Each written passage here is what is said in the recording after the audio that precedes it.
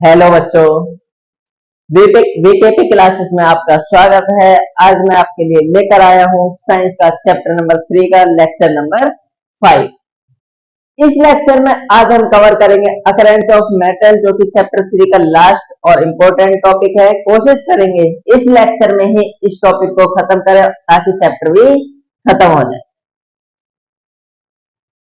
देखिए, ये जो टॉपिक है ये थोड़ा सा आपके लिए इसलिए भी इम्पोर्टेंट बन जाता है क्योंकि ये टॉपिक होता था 12th क्लास में केमिस्ट्री में। वहां से वो टॉपिक रिमूव कर दिया है, तो बच्चों को जो इसकी नॉलेज है सिर्फ 10th क्लास में ही मिल पाएगी। कोई आपका कॉम्पिटेटिव एग्जाम है तो उसमें सिर्फ यहीं से आएगा, क्योंकि वहां से तो चैप्टर रिमूव हो गया एनसीईआरटी से। तो इसलिए इस वाले टॉपिक को बिल्कुल ध्यान से सुनिएगा, तो ध्यान से पढ़िएगा। मैं कोशिश करूंगा आपको अच्छे बेटर तरीके से समझाने की, जिससे कि आपको ठीक से समझ आए। एंड वीडियो को लाइक कर दीजिए। मैं आपको स्टार्ट करता हूं अब ये टॉपिक, अकरेंस ऑफ मेटल। देखिए, अकरेंस ऑफ मेटल का मतलब हम मेटल्स को किस तरीके से निकालते हैं, निकाला किस तरीके से जाता है। कुछ बेसिक टर्म्स की बात कर लेते हैं इस टॉपिक से रिलेटेड। सबसे पहली टर्म है minerals. The elements and compounds which occurs naturally in Earth's crust are called minerals. अर्थ की जो क्रस्ट है यानी धरती के अंदर जितने भी मिनरल्स यानी एलिमेंट और कंपाउंड्स निकलते हैं अर्थ की क्रस्ट में, नेचर के द्वारा जो निकलते हैं, नेचर तो बना देता है, ऑलरेडी अर्थ क्रस्ट में प्रेजेंट है नेचुरल, उन सभी को कहा जाता है मिनरल्स। यानी the elements and compounds which occurs naturally in earth crust, earth crust के अंदर जितने भी एलिमेंट और कंपाउंड प्रेजेंट हैं नेचुरली तरीके से, उन्हें कहा जाएगा मिनरल्स। उसके बाद दूसरी डेफिनेशन है ores. The minerals from which metals can be extracted profitably are called ores. देखिए, मिनरल्स निकाली, मिनरल्स में क्या निकले, एलिमेंट निकले, कंपाउंड निकले, बट उसमें जरूरी थोड़ी है सारे हम फायदे के लिए निकालें। कुछ हमने निकाल लिए किस चीज के लिए, उन पर स्टडी करने के लिए, बट वो मिनरल्स, सारे मिनरल्स निकालें, उनमें से कुछ ऐसे मिनरल्स जिनको हम अपने फायदे के लिए निकालते हैं उन्हें ओर्स कहा जाता है। यानी कि ऐसे मिनरल्स जिसमें से मेटल को निकाला जाए उसे कहा जाता है प्रॉफिट। मेटल्स को निकाला जाए किस लिए, फायदे के लिए या प्रॉफिट के लिए, उन्हें कहा जाता है ओर्स। ठीक है बच्चों, अगली बात करते हैं गैंग। द अर्थी इम्प्योरिटी, अर्थ इम्प्योरिटी मतलब धरती के अंदर जो भी इम्प्योरिटी है, इम्प्योरिटी होती है जो waste material like sand, soil, silt, gravel etcetera present in the ores are called gangue. हमने देखिए ओर्स निकाली, मिनरल्स निकाले, मिनरल्स में से ओर्स आए। ओर्स यानी कि वो मेटल्स जो कि हम प्रॉफिट के लिए निकालते हैं। उसके साथ साथ जरूरी थोड़ी ना मेटल्स बिल्कुल साफ एकदम प्योर निकल कर आएगा, नहीं। जब हम उसे अर्थ की क्रस्ट से निकालेंगे उसके साथ कुछ गंदगी आएगी, जैसे कि मिट्टी, सैंड, रेत हो गया, मिट्टी हो गई, सिल्ट, कंकड़ पत्थर हो गए, ग्रेवल, छोटे छोटे कंकड़ हो गए, etcetera present in the ores, जो ओर्स के अंदर प्रेजेंट रहते उन्हें कहा जाता है गैंग। ठीक है, तो ये तीन टर्म्स थी। मिनरल्स कहते हैं हमारे पास वो एलिमेंट कंपाउंड जो अर्थ क्रस्ट के अंदर नेचुरली प्रेजेंट है। उनमें से जितने मेटल्स को हम प्रॉफिटेबली निकालते हैं उन्हें ओर्स कहा जाता है। ओर्स के साथ साथ जितनी भी इंप्योरिटी आती है या वेस्ट आते हैं जैसे सैंड, सॉइल एटसेट्रा, इन्हें कहा जाता है गैंग। आई होप आपको तीनों टर्म्स समझ आएंगे। तीनों टर्म्स आपके लिए काफी इंपॉर्टेंट है। अभी आपका मिड टर्म का एग्जाम आने वाला है, आप खुद देखिएगा इन तीनों में से एक ना एक डेफिनेशन जरूर आएगी। 100% कह सकता हूं मैं, इन तीनों में से कोई एक डेफिनेशन आएगी, या तो इस एग्जाम में या अगले। तो इन तीनों को याद करना ना भूलिए। देखिए, एक स्टेटमेंट बनती है, चाहे तो आप लिख सकते हैं जितने भी मिनरल्स है उन सब में से ओर्स होगी ही होगी, मिनरल्स में ओर्स होंगी, ठीक है। बट जितनी ओर्स हैं वो मिनरल्स में से ही तो निकाली, इन जितनी भी ओर्स हैं वो सारे तो मिनरल्स हैं, बट क्या सारे मिनरल्स और हैं? नहीं, क्योंकि सारे मिनरल्स में से एक प्रॉफिटेबली मेटल नहीं निकाल सकते। तो एक स्टेटमेंट बनती है all ores are minerals but all minerals are not ores. ठीक है बच्चों, बात करते हैं आगे। कुछ पॉइंट्स है हमारे पास में मेटल्स की अकरेंस से रिलेटेड, किस मेटल को किस तरीके से निकाले। उससे पहले हमें जानना होगा क्या वो मेटल्स किस तरीके से पाया जाता है। लो रिएक्टिव मेटल, देखिए इस टॉपिक को पढ़ने से पहले एक बार आप बुक में एनसीईआरटी में जो रिएक्टिविटी टेबल दे रखी है उस टेबल को पढ़े, या आपने जो वो रिएक्टिविटी टेबल चैप्टर 1 में करे थे डिस्प्लेसमेंट रिएक्शन वाले टॉपिक में, उस वाले रिएक्टिव टेबल किसी को भी देख लीजिए, दोनों सेम ही है, बट एक बार उसे जरूर देखिए। लो रिएक्टिव मेटल, रिएक्टिविटी टेबल के ऊपर हाई रिएक्टिव थे, नीचे लो रिएक्टिव, बीच में इंटरमीडिएट थे। लो रिएक्टिव मेटल कौन कौन से थे? Copper, silver, gold, platinum. Occurs in free state. देखिए लो रिएक्टिव मतलब जो रिएक्ट कम करें, जब रिएक्ट ही कम करेंगे तो किसी के साथ कंबाइन क्यों मिलेंगे, वो तो फ्री स्टेट में मिलेंगे मोस्टली। तो लो रिएक्टिव मेटल्स जैसे कॉपर, सिल्वर, गोल्ड, प्लेटिनम किस स्टेट में पाए जाते हैं? Free state. फ्री स्टेट का मतलब है इनके ये किसी के साथ कंबाइन नहीं मिलते, फ्रीली मिलते हैं। But copper and silver also occurs in sulphide and oxide. ये फ्री स्टेट में तो, बट साथ ही कॉपर फ्री स्टेट के साथ साथ, कॉपर और सिल्वर फ्री स्टेट के साथ साथ ये सल्फाइड और ऑक्साइड ओर्स की फॉर्म में भी पाए जाते हैं। यानी सल्फाइड के साथ कंबाइन होकर या ऑक्सीजन के साथ कंबाइन होकर क्या होते हैं, ये प्राप्त होते हैं। मॉडरेटली या इंटरमीडिएटली रिएक्टिव मेटल, जो बीच में मेटल्स आते हैं रिएक्टिविटी टेबल में, कौन कौन से आते थे? जिंक, आयरन, लीड, तीन मेटल्स आपको याद रखना।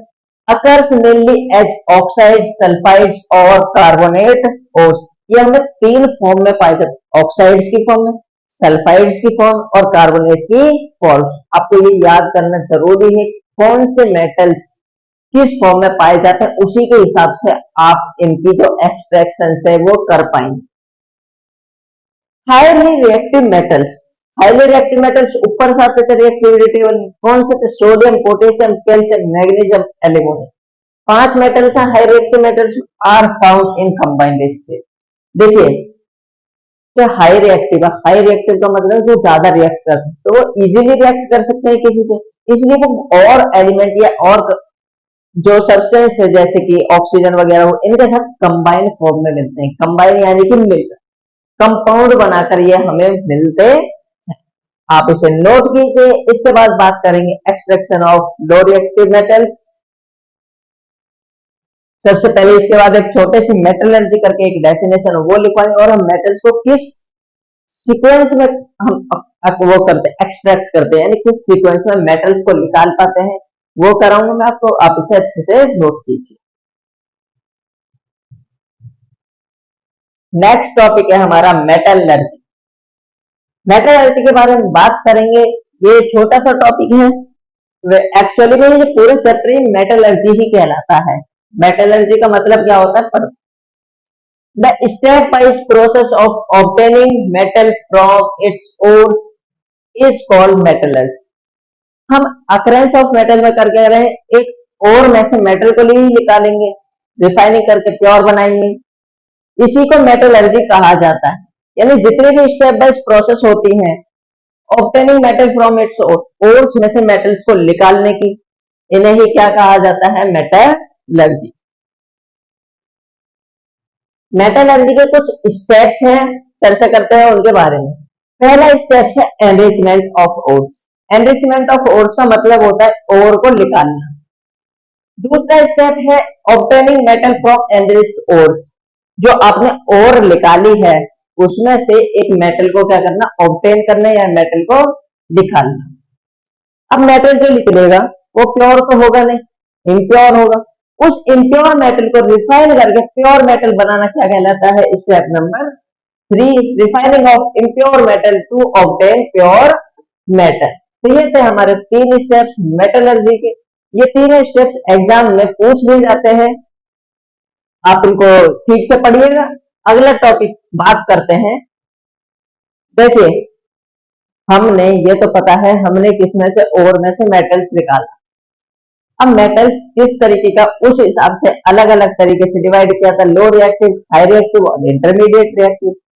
उन्हीं को हम स्टेप बाय हम डिस्कस करेंगे कि लो रिएक्टिव को किस तरीके से निकाला जाता है, हाई रिएक्टिव को किस तरीके से, और इंटरमीडिएट रिएक्टिव मेटल्स को किस तरीके। पहले बात करेंगे extraction of low reactive metals.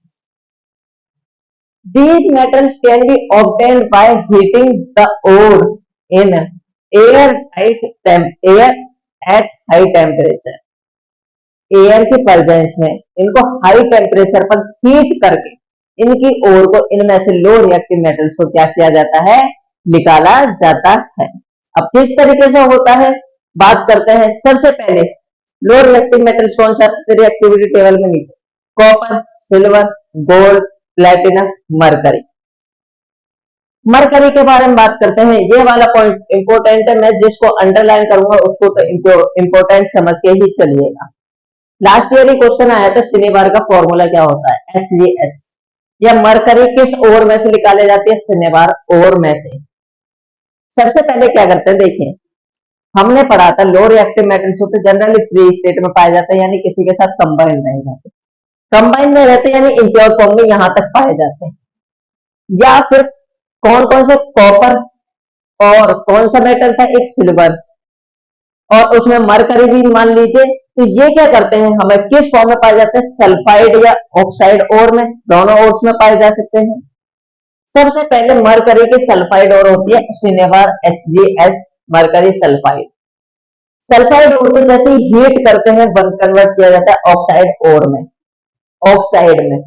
Sulphide ore को ऑक्साइड में कन्वर्ट करने वाली जो प्रोसेस होती है उसे रोस्टिंग कहते हैं, ये हम अगले वाले एक्सट्रैक्शन में पढ़ेंगे। ऑक्साइड ओर को हीट करते हैं तो मेटल मिलता है हमें, कैसा मेटल, इम्प्योर मेटल, अभी प्योर नहीं। फिर उसको हीट करते हैं, रिफाइनिंग में डाला जाता है, रिफाइन करके क्या बनाया जाता है, उसे एक प्योर मेटल। ये थी हमारी सिंपली किसी भी लो रिएक्टिव मेटल्स को सल्फाइड ओर से निकालते। एग्जाम्पल लेके चलेंगे, मरकरी सल्फाइड हीट किया, पहले उसे कन्वर्ट किया मरकरी ऑक्साइड में, ऑक्सीजन के साथ रिएक्ट की गई होगी तभी तो ऑक्साइड बना। दोबारा से हीट किया, इसे कन्वर्ट किया मरकरी में, मरकरी कैसा किया, इम्प्योर।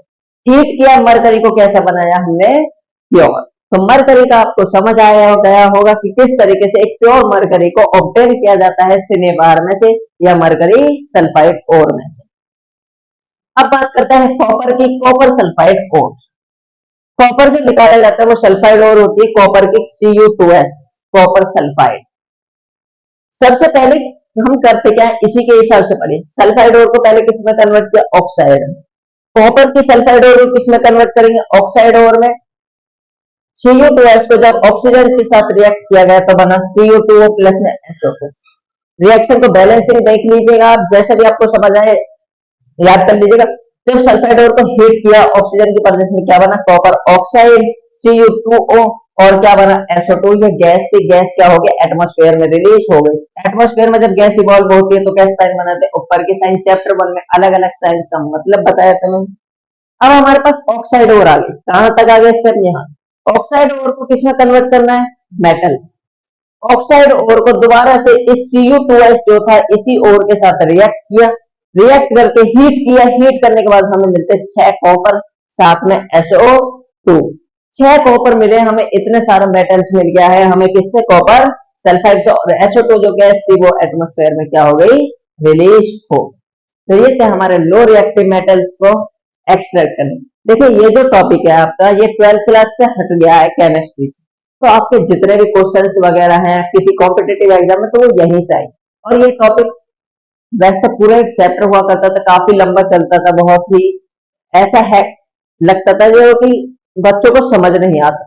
बट यहाँ पर मैं आपको सिर्फ पॉइंट टू पॉइंट समझा रहा हूँ, एग्जाम पॉइंट ऑफ व्यू से। अगर आप इतना कर लेंगे आपके मार्क्स नहीं कटेंगे। एक बार एनसीईआरटी को जरूर रीड कीजिएगा इस टॉपिक को करने के बाद, आप इसे नोट कीजिए। इसके बाद बात करेंगे अगले मेटल्स को निकालने की बात। एक बार मैं आपको दोबारा से समझा देता हूँ। सबसे पहले लो रिएक्टिव मेटल्स में हम हाई टेम्परेचर पर ओर को एयर की प्रेजेंस में हीट करते हैं, एयर की प्रेजेंस में हीट करके ऑक्साइड ओर बनाते हैं, हीट करके इम्प्योर मेटल, फिर मेटल।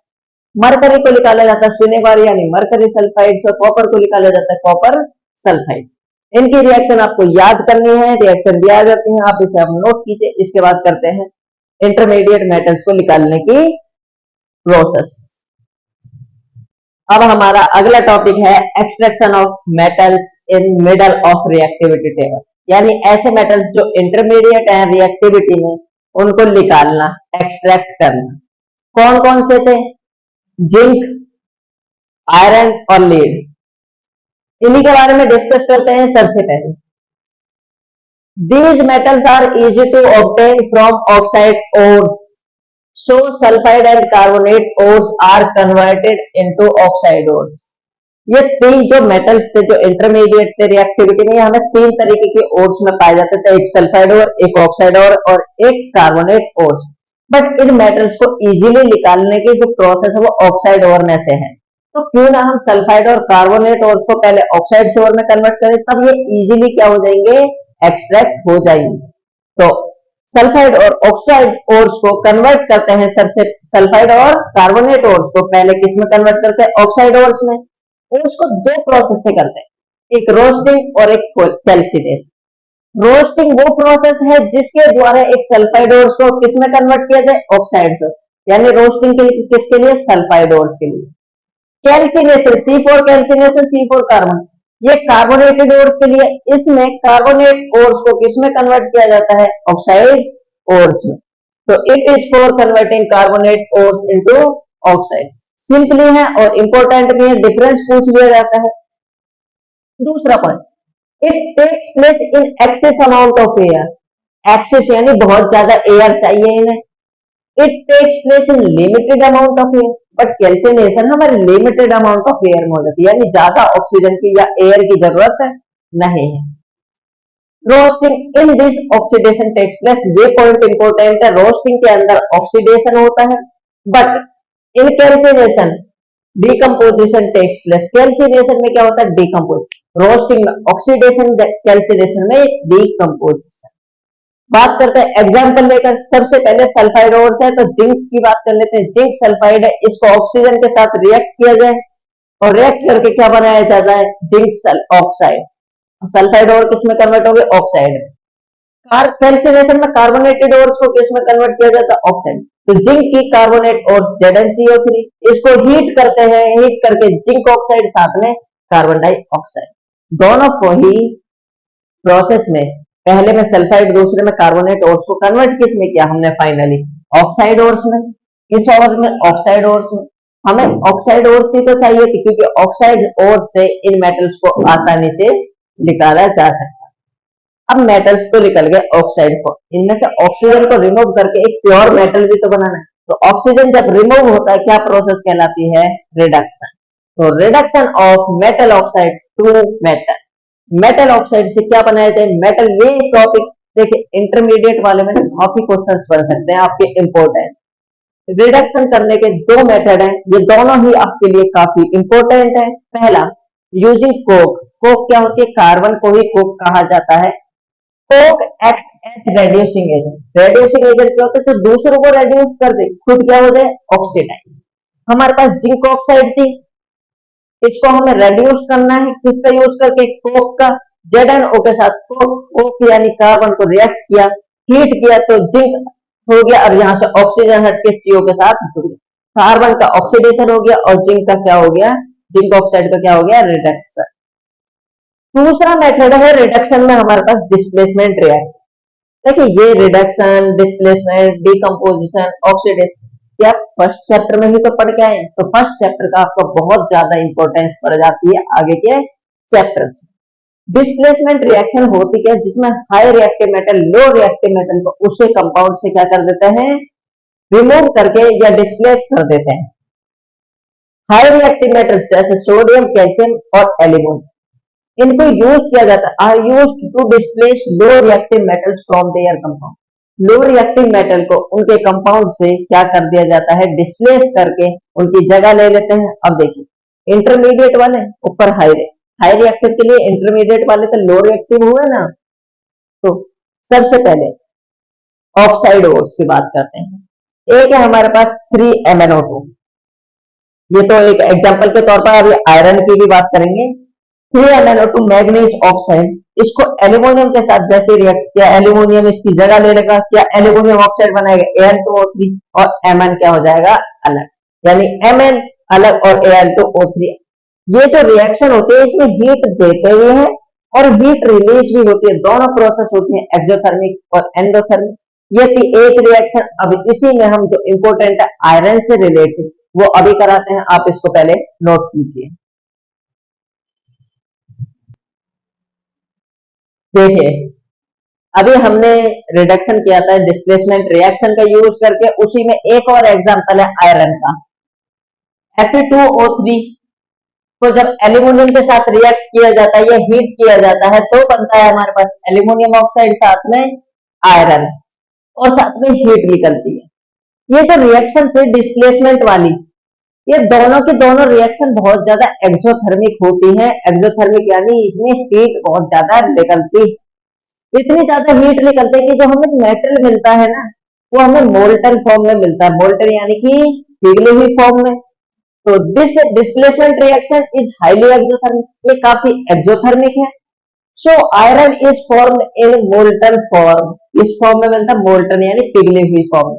जो मोल्टन फॉर्म होती है आयरन की उसे कहा जाता है pig iron. And this reaction, ये वाली जो रिएक्शन है ना, is used to join railway tracks और क्रैक्ड मशीन पार्ट्स। लोहा पिघला हुआ, जो रेलवे का ट्रैक है, दो रेलवे ट्रैक, उनको जोड़ने का काम, क्योंकि बीच में लोहा आ जाएगा, ये पिघला हुआ तो इजीली क्या कर सकते हैं, ये जोड़ सकते। ये कोई मशीन पार्ट जो क्रैक है उनको जोड़ने के लिए यूज किया जाता है, और इस रिएक्शन को कहा जाता है थर्मेट रिएक्शन। ये थर्मेट रिएक्शन आपकी काफी इंपॉर्टेंट है, पूछ ली जाती है, लास्ट ईयर आई थी सीबीएसई में, थर्मेट रिएक्शन क्या होती है। तो यही रिएक्शन आयरन ऑक्साइड के एल्यूमिनियम के साथ रिएक्शन जो होती है वो हाईली एक्सोथर्मिक होती है। इस रिएक्शन में आयरन हमें मोल्टन फॉर्म में मिलता है, जिसे हम रेलवे ट्रैक्स और क्रैक मशीन पार्ट को जोड़ने के लिए यूज करते हैं। इस रिएक्शन को थर्मेट रिएक्शन कहा जाता है। ये थी हमारी इंटरमीडिएट मेटल रिएक्टिव मेटल्स को एक्सट्रैक्ट करने की अब तक की प्रोसेस।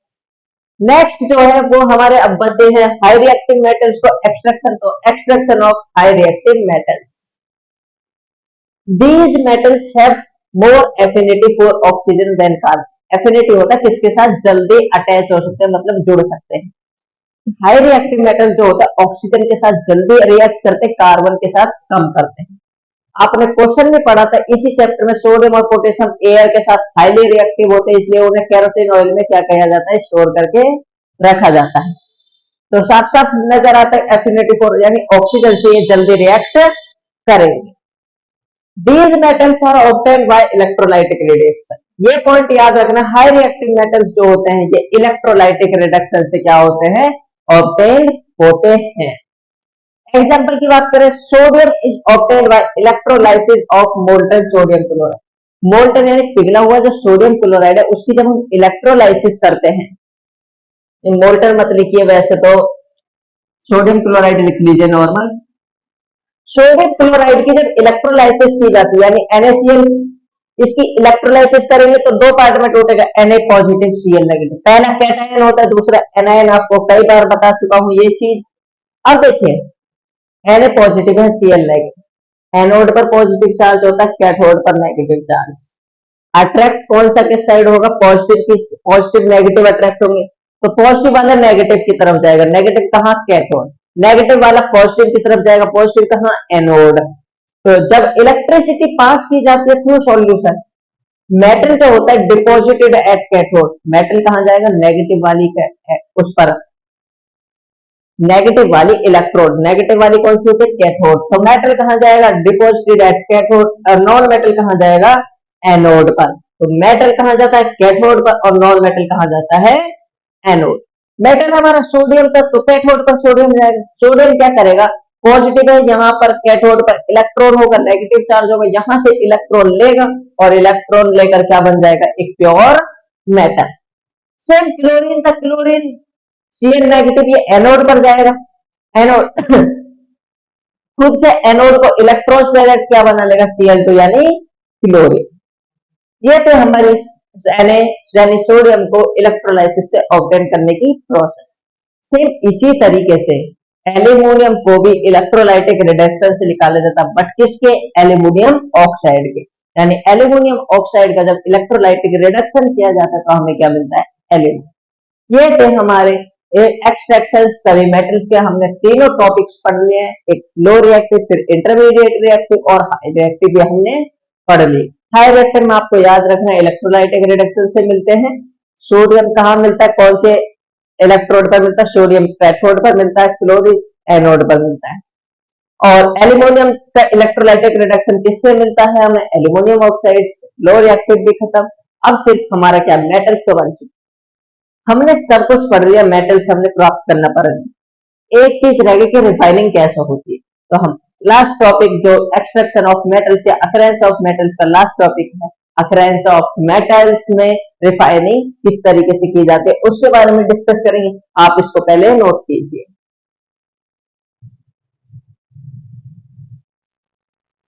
ठीक है बच्चों, ये हमारा किस तरीके से मैट्रिक्स को निकालते हैं। एक शॉर्ट अप में हमें डायग्राम दे रखा बुक के अंदर। और है, सबसे पहले कंसेंट्रेशन ऑफ और को निकाला जाता है। कि मेटल्स अगर हाई रिएक्टिव है तो उसकी इलेक्ट्रोलाइसिस करते हैं मोल्टन और की प्योर मेटल बनाने के लिए। और मेटल से मीडियम रिएक्टिविटी दो है, कार्बोनेट और के लिए कैल्शियम है, सल्फाइड और के लिए रोस्टिंग। दोनों के बाद दोनों ऑक्साइड और में कन्वर्ट हो जाते हैं। ऑक्साइड और के बाद उसका रिडक्शन किया जाता है जिससे हमें फिर प्योरिफिकेशन करके मेटल मिल जाता है। लो रिएक्टिव वाले जो मेटल्स होते हैं हमारे पास में, वो सल्फाइड ओर्स में पाए जाते हैं मेनली। उन्हें रोस्टिंग करके ऑक्साइड ओर में कन्वर्ट किया जाता है, फिर मेटल बनाया जाता है, फिर उसकी रिफाइनिंग करके प्योर मेटल बना दिया जाता है। आपको ये जो डायग्राम है आप इसे एक बार बुक से पढ़ लीजिएगा, इसके बाद आपको कोई भी टॉपिक नहीं बचेगा। आप ये एक बेसिक फॉर्म में दे रखा है आपकी बुक के अंदर, एक बार आप पढ़ेंगे। इसमें कुछ टॉपिक्स ऐसे होते हैं जैसे आपके एग्जाम में ये डायग्राम बनाकर दे दिया जाए, उसके बारे में कुछ पॉइंट्स इसमें गाइड कर देते हैं, आपसे पूछ लेते हैं यहाँ पर क्या पॉइंट आएगा, तो उसके लिए इंपॉर्टेंट है। देखिए बच्चों, इस अकरेंस ऑफ मेटल्स का हमारे पास लास्ट टॉपिक बचा है रिफाइनिंग ऑफ मेटल्स। इसको और डिस्कस कर लेते हैं। रिफाइनिंग ऑफ मेटल्स, जो हमें मेटल्स मिलता है वो कैसी फॉर्म में मिलता है, इम्प्योर फॉर्म में। तो इम्प्योरिटीज जो प्रेजेंट होती है ऑब्टेन्ड मेटल के अंदर, जो हमें मेटल मिला उसके अंदर इम्प्योरिटीज जितनी भी हैं can be removed by electrolytic refining. उन्हें हम किससे रिमूव करते हैं, इलेक्ट्रोलाइटिक रिफाइनिंग। ये पॉइंट याद रखना, किससे रिमूव किया जाता है, इलेक्ट्रोलाइटिक रिफाइनिंग। एग्जांपल लेके चलते हैं, copper is obtained by electrolytic refining. जो कॉपर होता है वो हमें किससे मिलता है, इलेक्ट्रोलाइटिक रिफाइनिंग से। आप ये जो डायग्राम दिख रहा होगा इलेक्ट्रोलाइटिक रिफाइनिंग का डायग्राम है, आपको ये डायग्राम एज इट इज अपने रजिस्टर या कॉपी में बनाना है। आपको इसमें पहले इलेक्ट्रोड दिख रही होगी कैथोड जिस पर नेगेटिव चार्ज है, और दूसरी इलेक्ट्रोड राइट हैंड साइड में है एनोड जिस पर पॉजिटिव चार्ज। पॉजिटिव से नेगेटिव की तरफ इलेक्ट्रॉन्स जाते हैं। अब इस पे देखा होगा एक टैंक है, टैंक में कौन सा सॉल्यूशन है, सॉल्यूशन का नाम पूछ लिया जाता है acidified copper sulphate solution. Anode के नीचे बॉटम पर एनोड मड बनती है। यहां पर देखिए हमसे पूछा क्या जाता है इलेक्ट्रोलाइटिक रिफाइनिंग में एनोड पर क्या मिलता है, कैथोड पर क्या मिलता है। पहली चीज, एनोड पर जो मिलता है हमें स्लैब मिलती है impure copper. Impure copper anode के नीचे एनोड मड है, एनोड पर क्या मिलेगा, स्लैब ऑफ इम्प्योर कॉपर, यानी इम्प्योर यानी जिसमें गंदगी। बट कैथोड पर क्या मिलता है हमें, प्योर कॉपर। कैथोड पर क्या मिलेगा, प्योर कॉपर। ये दोनों चीजें आपसे पूछी जाती हैं। होता कैसे electrolytic, from anode copper ions. Anode से आप देख रहे होंगे Cu2 पॉजिटिव आयंस क्या हो रहे हैं, निकल रहे हैं, are released in the solution, solution में रिलीज कर दी। And equivalent amount of copper from solution, solution में से ही उतने ही कॉपर जितने एनोड से सॉल्यूशन में आर डिपोजिटेड एट कैथोड, यानी एनोड से Cu2 पॉजिटिव आयंस निकले सॉल्यूशन में, सॉल्यूशन से उतने ही Cu2 पॉजिटिव आयंस किस में जा रहे हैं, आप देख रहे होंगे कैथोड पर जा रहे हैं। Anode mud, insoluble impurities containing silver and gold, ऐसी impurities जिसमें क्या है सिल्वर और gold, gets deposited at bottom of anode called anode mud, यानी एनोड के बॉटम पर कुछ impurities जिसमें जो कि insoluble है, जिसमें सिल्वर है गोल्ड है, उसे ही कहा जाता है एनोड मड। और ये है हमारा किसमें मिलता है, इलेक्ट्रोलाइट रिफाइनिंग ऑफ मेटल्स में, जो कि इलेक्ट्रोलाइटिक रिफाइन। कॉपर जो है एनोड पर क्या मिलता है, इम्प्योर कॉपर, कैथोड पर क्या मिलता है, प्योर कॉपर। 2 पॉइंट्स हैं। ये था हमारा इलेक्ट्रोलाइटिक रिफाइनिंग और अकरेंस ऑफ मेटल्स का जो टॉपिक है वो यहाँ पर होता है समाप्त। इस जो टॉपिक है इससे कुछ बेसिक क्वेश्चंस बनते हैं, जैसे कि इस चैप्टर से कुछ बेसिक क्वेश्चंस मैं आपको बता देता हूं, जैसे कौन से ऐसे 2 मेटल्स हैं जो कभी कोरोड नहीं होते। आपके एक्सरसाइज या इन टेक्स्ट में क्वेश्चंस मिल जाएंगे। एक्वा रेजिया सिर्फ 2 ही ऐसे वो है मेटल्स जिनको कोरोड कर सकता है, उसके अलावा और कोई नहीं कर सकता। तो कौन से हैं जो इजीली कोरोड नहीं, एक गोल्ड और एक प्लेटिनम। 2 ऐसे मेटल्स जो फ्री स्टेट में पाए जाते हैं। 4 बताए थे, gold, silver, copper, platinum. But silver और कॉपर मैंने बताए थे वो किस और में और मिलते हैं, ऑक्साइड या सल्फाइड ओर्स में, तो उन्हें हटा दें। बच्चे कौन से, गोल्ड और प्लेटिनम आपके हमेशा किस फॉर्म में मिलते हैं, फ्री स्टेट में मिलते हैं। तो ये कुछ बेसिक क्वेश्चन है। अगर आपको कोई क्वेश्चन एक्सरसाइज या इन टेक्स्ट में दिक्कत आती, आप मुझे कमेंट करके पूछ सकते हैं, मैं आपको तुरंत ही उसका आंसर दूंगा। एंड ये जो है हमारा रिफाइनिंग ऑफ मेटल्स यहाँ पर समाप्त होता है। ये चैप्टर हमारे यहाँ पर बिल्कुल खत्म होता है। आई होप आपको ये पूरा समझ आया होगा एंड आप इसको अच्छे से रिवाइज कीजिएगा। अब आपका मिड टर्म के एग्जाम आ रहे हैं। आपके लिए मैं जो अगला चैप्टर कराऊंगा वो होगा हमारा चैप्टर 7, जिसमें हम पढ़ेंगे अपने हार्मोन्स और कंट्रोल एंड कोऑर्डिनेशन, ब्रेन से रिलेटेड चीजें, प्लांट्स में किस तरीके से कोऑर्डिनेशन होता है उसके बारे में पढ़ेंगे। वो हम अगले लेक्चर से पढ़ेंगे। तो अब आपके लिए टाइम कम, मैं आपके लिए मिड टर्म के एग्जामिनेशन के सैंपल पेपर्स या फिर लास्ट ईयर के प्रीवियस ईयर के पेपर्स अपलोड कर दूंगा चैनल पर। आप चैनल को सब्सक्राइब कर लीजिए, जिससे कि आपके पास जल्दी से वो जो वीडियो है पहुंच जाए और आप प्रैक्टिस कर सके टाइम रहते हुए। एंड वीडियो को लाइक करते रहिए और वीडियो को दोस्तों को शेयर करना ना भूलें।